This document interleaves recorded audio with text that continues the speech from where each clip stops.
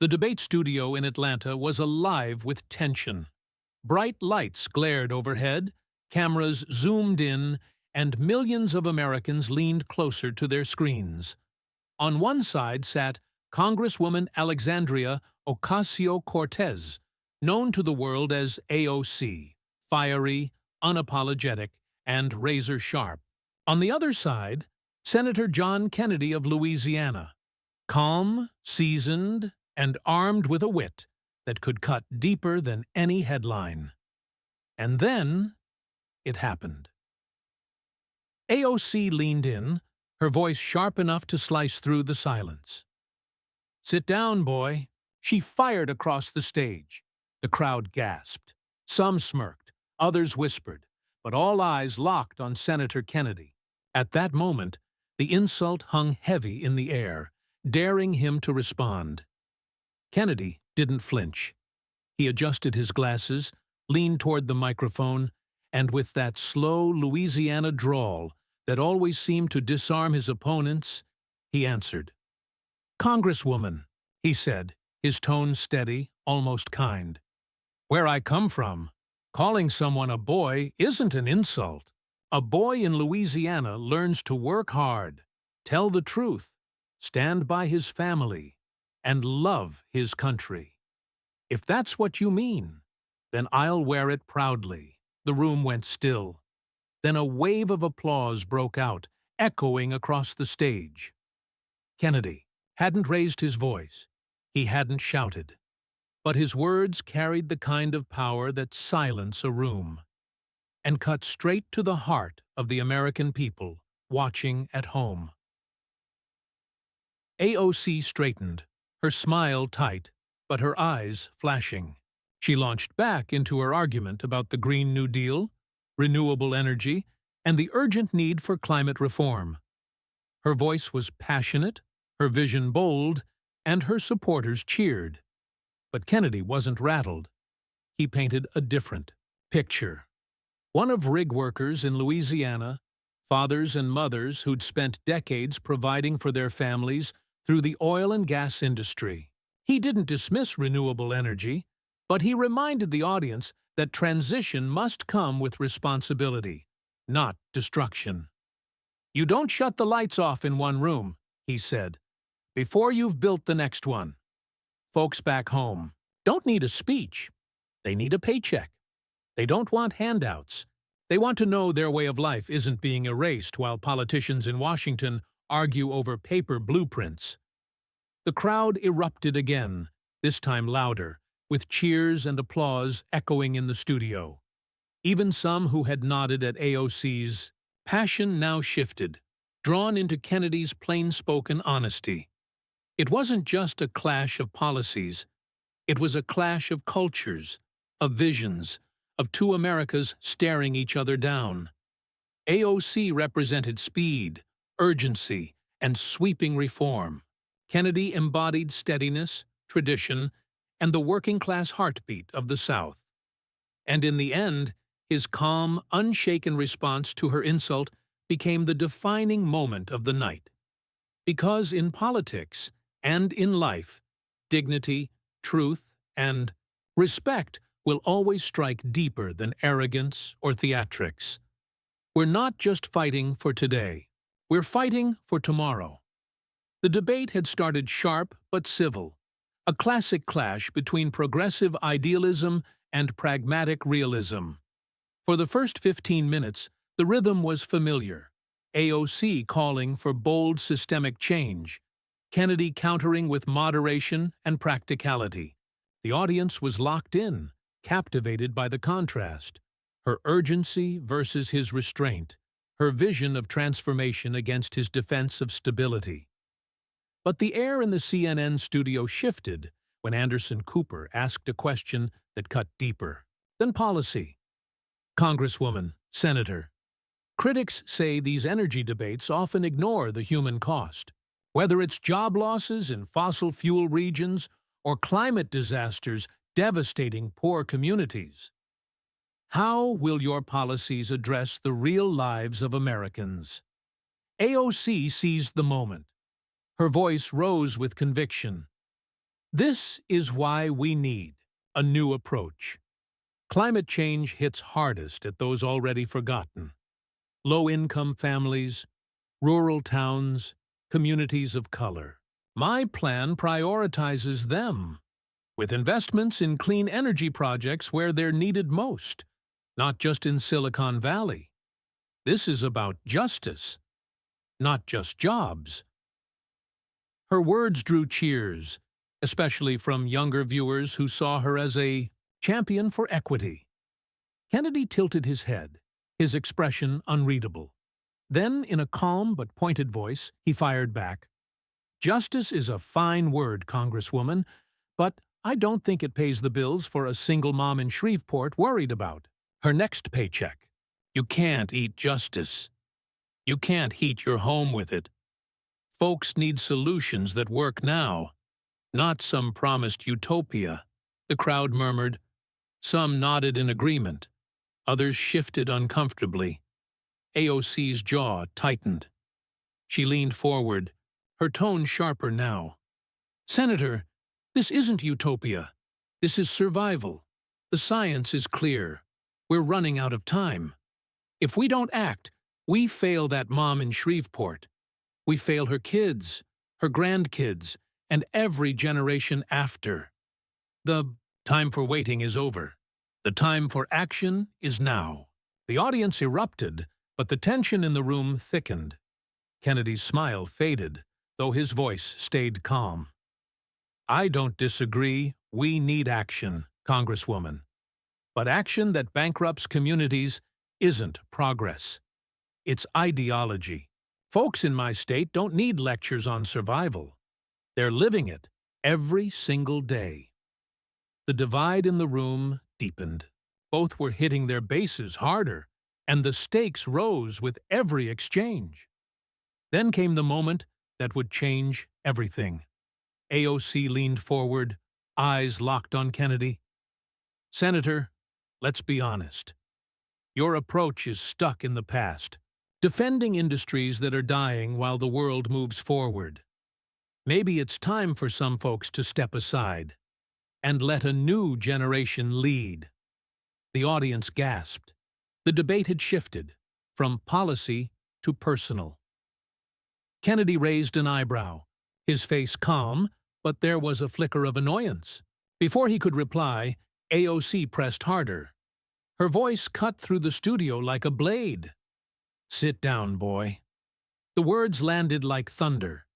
The studio froze. Anderson Cooper's pen stopped mid-note. The audience sat stunned, some clutching their programs, others exchanging wide-eyed glances. In the control room, CNN producers scrambled. Did she just say that? One whispered. Another snapped, keep the cameras rolling. Social media exploded instantly. Hashtags like Francer Sit Down Boy and Yards AOC vs Kennedy trended across the nation. Some called it bold, others called it reckless. But no one could deny the debate was no longer about energy policy. The word boy hung in the air, heavy with history. For a Southern senator like Kennedy, it carried a sting that reached far beyond the moment. AOC's supporters cheered, seeing it as defiance against the old establishment. But even some of her allies winced, sensing she'd crossed a line. 20 cameras zoomed in on Kennedy. His face was calm, hands folded neatly on the table. He didn't flinch. He didn't blink. He simply tilted his head, studying her. Not as an opponent, but as someone who had just made a mistake. The silence stretched, agonizing, until Anderson Cooper finally asked, Senator, would you like to respond? Kennedy leaned into his microphone. His voice was slow, deliberate, and laced with the weight of decades in politics. Congresswoman, he said, the Louisiana drawl soft but firm. I've been called a lot of things in my time, but I gotta say, that's a new one. A ripple of nervous laughter spread through the studio, breaking the tension. But Kennedy's eyes never left hers. You want to talk about leadership? Fine, let's talk about it. But let's do it with facts, not cheap shots. The audience leaned forward. Kennedy's calm was disarming, his refusal to meet fire with fire catching AOC off guard. Her smirk faltered, just for a flicker, as if she realized she might have underestimated him. Kennedy's voice carried a steady weight that filled the room. Leadership isn't about who's the loudest, or who racks up the most followers online. It's about listening to real people, not just the ones who agree with you. It's about understanding that the policies we fight for don't just make headlines. They decide whether families can put food on the table, whether lights stay on in the dead of winter. He paused, letting the silence settle before locking eyes with her again. Now, Congresswoman, you want to call me boy and tell me to sit down? That's your choice. But I didn't come here to play games. I came here to talk about what keeps this country running: energy, jobs, and the people who depend on both. The crowd broke, half in applause, half in cheers.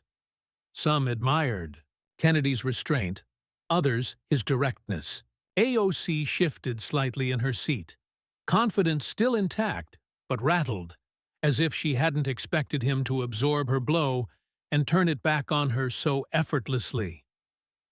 The cameras swept across the studio, a young woman in the front row clapping, hard for AOC, an older man nodding gravely at Kennedy's words, a CNN producer whispering into a headset, "This is gold."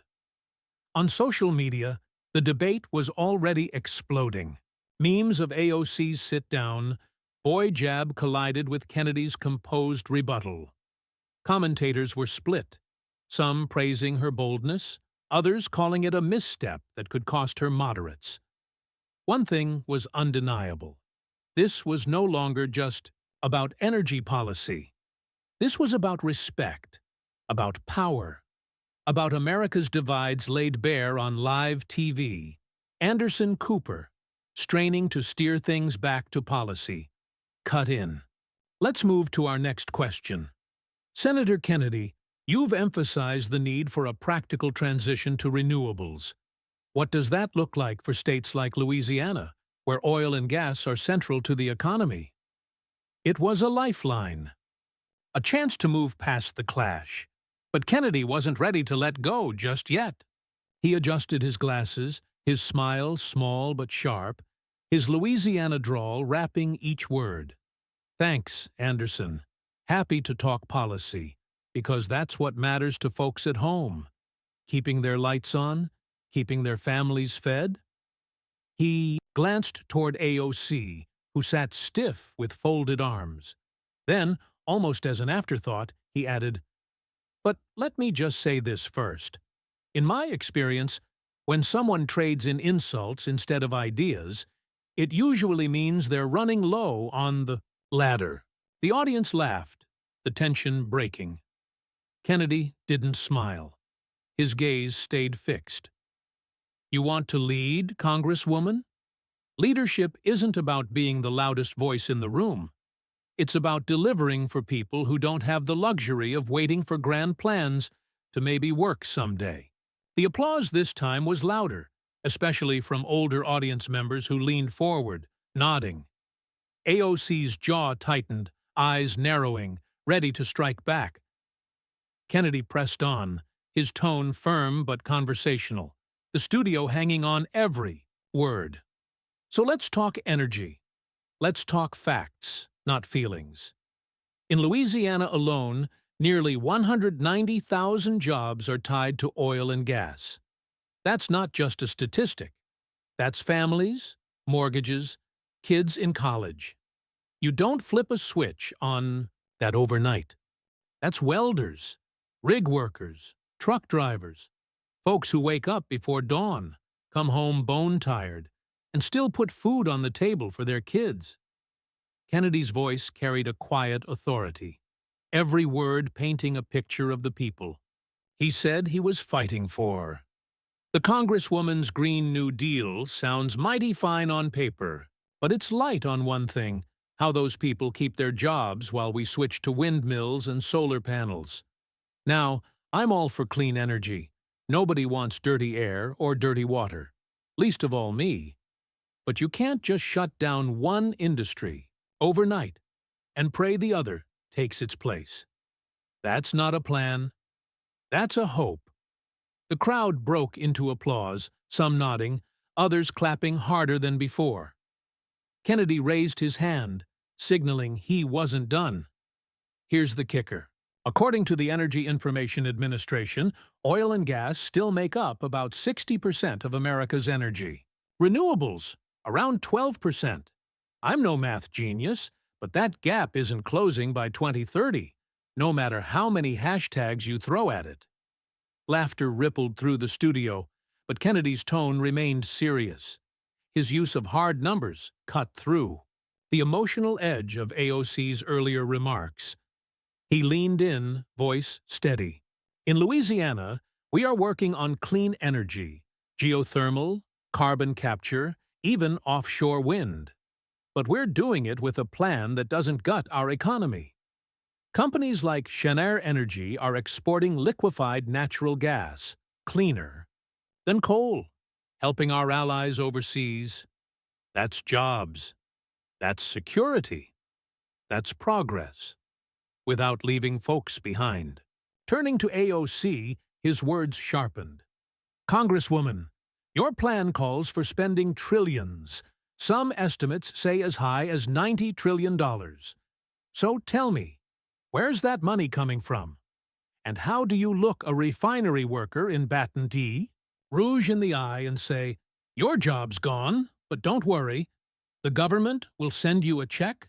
The question hung in the air like a trap. The audience murmured, eyes darting to AOC as if daring her to answer. Anderson Cooper seized the chance. Congresswoman Ocasio-Cortez, your response. AOC leaned forward, her voice calm but edged with urgency. Senator, I hear you on jobs. People's livelihoods matter. But let's not pretend the status quo is sustainable. Oil and gas may power 60% of America, but they're also driving the climate disasters that cost us billions every year. Hurricanes in Louisiana, wildfires in California, floods in New York. That's not just weather. Those are warnings.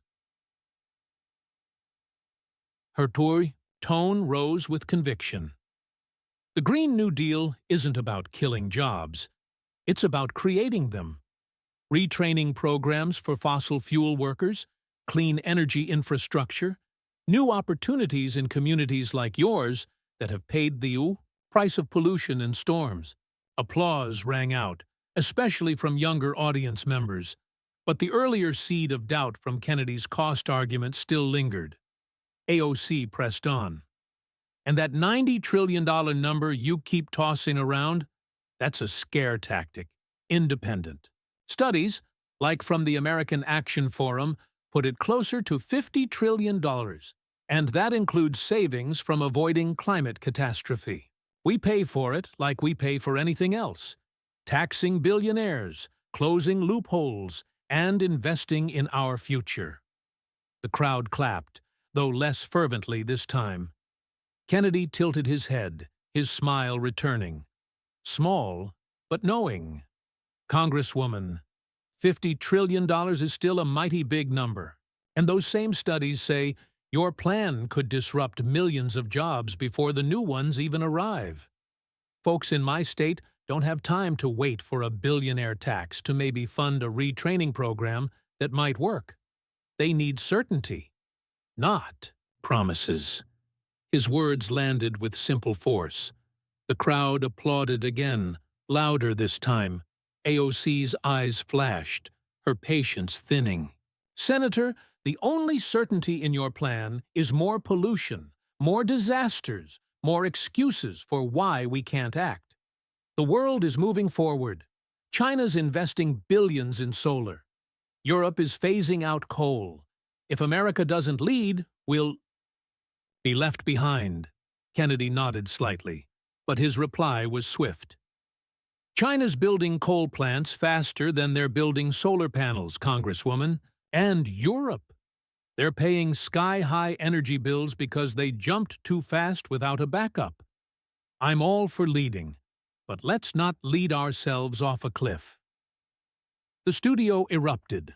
Applause, murmurs, cheers, even groans. A masterclass. In contrasts, her passion versus his pragmatism. Her vision against his caution. The audience leaned in, sensing this wasn't just about policy anymore. It was about which vision of America's future they were willing to believe in. Senator, this isn't just about numbers, AOC shot back, her voice firm but rising. It's about values. Do we value profits over people? Do we value the past over the future? Your approach belongs to an era when ignoring the science was convenient. That time is over. The crowd erupted, some clapping for her moral clarity, others bristling at the sting of her words. Kennedy's face didn't flinch, but his tone hardened. Values, he echoed. I value the men and women who keep this country running. The folks who drill the oil, refine the gas, drive the trucks, and pay the taxes that fund your plans. And science? I'm all for it. But science doesn't pay the rent when your job's gone because someone in Washington decided your work is obsolete. Thunderous applause broke out, the loudest of the night. Kennedy's words landed squarely with those who felt dismissed by sweeping policies. AOC's jaw tightened. For the first time, her confidence looked shaken, though her eyes burned with defiance. She leaned forward, ready to fire back, but Anderson Cooper cut in quickly, sensing the temperature of the room. Let's take a pause and move to our next question. The cameras panned across the studio, capturing the divide, some on their feet clapping for Kennedy, others nodding fiercely in solidarity with AOC. In the control room, producers beamed at the record-breaking viewership numbers flashing across their monitors. On social media, the debate was ablaze. Hashtags like Kennedy Strikes Back and AOC for the Future trended side by side, but the night was far from over. Kennedy had reclaimed the momentum, turning AOC's sit-down boy insult into an opening to showcase his steadiness and connect with real-world concerns. Yet AOC was not backing down. When the debate resumed, the tension was palpable. Every word a spark, every glance a challenge. Cooper leaned forward again, his tone calm but charged. Both of you have outlined your visions for energy, but critics say your plans ignore the immediate needs of working-class Americans. Congresswoman, you first. It was a lifeline, a chance to reset. AOC straightened in her chair, scanning the crowd before locking eyes with Cooper. Anderson, that's exactly why the Green New Deal is so critical. This isn't just about the climate. It's about people. She spoke with conviction, her words rolling over the crowd. Working families in places like the Bronx, where I grew up, are hit hardest by pollution, by asthma, by floods that destroy homes. My plan invests in them. Good-paying union jobs in clean energy, solar farms, retrofitting schools, weatherizing homes. This is dignity. This is security. Applause swelled, especially from the younger crowd. But AOC wasn't finished. She turned sharply to Kennedy. Senator, your plan props up an industry poisoning these same communities. Oil and gas profits don't go to workers. They go to CEOs. How can you claim to fight for the working class when your policies chain them to a dying industry? The room fractured. Cheers, murmurs, even gasps. Social media lit up again with clips captioned, AOC calls out big oil. Kennedy adjusted, his glasses slowly, a small, deliberate smile forming. His voice was calm, but there was steel beneath it. Congresswoman, I don't defend industries. I defend people. And that includes the 190,000 Louisianans whose livelihoods depend on oil and gas. You talk about dignity? I agree. But there's nothing more dignified than a paycheck earned with your own two hands. The studio roared, the divide sharper than ever. Congresswoman, your plan promises jobs that don't exist yet, while cutting the ones families depend on today. That's not justice. That's gambling with people's lives. The applause surged, Kennedy's words striking deep. He leaned forward, his tone steady but edged with intensity. Let me tell you about Marcus. He's a welder from Lake Charles, been on the rigs for 25 years. He's not some corporate CEO. He's a husband, a father of 3, a man who works sunup to sundown to keep food on the table. Now tell me, what happens to Marcus when his job disappears and your retraining programs are still years away? I've read your Green New Deal. It's long on vision, but short on real answers for people like him. The crowd erupted. Kennedy's story grounding the debate in flesh and blood. AOC's eyes flashed, her patience fraying. Senator, I'm not gambling with anyone's life, she shot back, voice rising. Marcus deserves better than a job that poisons his family's air and water. My plan invests $10 billion into workforce development, targeting towns just like Lake Charles. These projects will hire locally for infrastructure, clean energy, and resilient communities. Oil and gas are the past. Renewables are the future. If we don't act, America will be left behind. Her words drew cheers, though not as united. Kennedy's Marcus had planted seeds of doubt. She pressed harder. Your resistance to change protects yesterday, not tomorrow. Maybe it's time for leaders who actually understand the stakes to step up. Kennedy's smile returned, sharper now. Congresswoman, I don't resist change. I resist bad ideas. Telling men like Marcus their way of life is obsolete without giving them a solid replacement. That's not leadership. That's recklessness. You mentioned $10 billion for retraining, but the Government Accountability Office says most federal programs fail more than they succeed. 6 out of 10 workers are left stranded. That's the reality, the audience roared, Kennedy's facts landing like hammer blows. He pressed on. Yes, refineries come with challenges, but those jobs also lifted families out of poverty, paid for schools, put kids through college, and gave them health care. Tear that down with no ready replacement, and you're not helping people. You're abandoning them. AOC's voice sharpened, frustration breaking through. Senator, you're twisting this. I'm building something better. Those communities deserve clean jobs that don't poison their kids. Meanwhile, oil and gas are bankrolled by billions in subsidies while workers like Marcus scrape by. The problem is, you're too comfortable with the status quo. Her supporters clapped, but the momentum was slipping. Kennedy tilted his head, his voice dropping into a low, commanding register. I'm not defending systems. I'm defending people. People who get crushed when big ideas don't match real life. You talk about new voices. That's fine. But a new voice doesn't matter much if it drowns out the folks who keep this country running. Then came the strike. Kennedy leaned in. You keep talking about clean energy jobs. Name one funded, approved project, ready to hire Marcus in the next 6 months. Just one. Because I can show you rigs and refineries hiring today.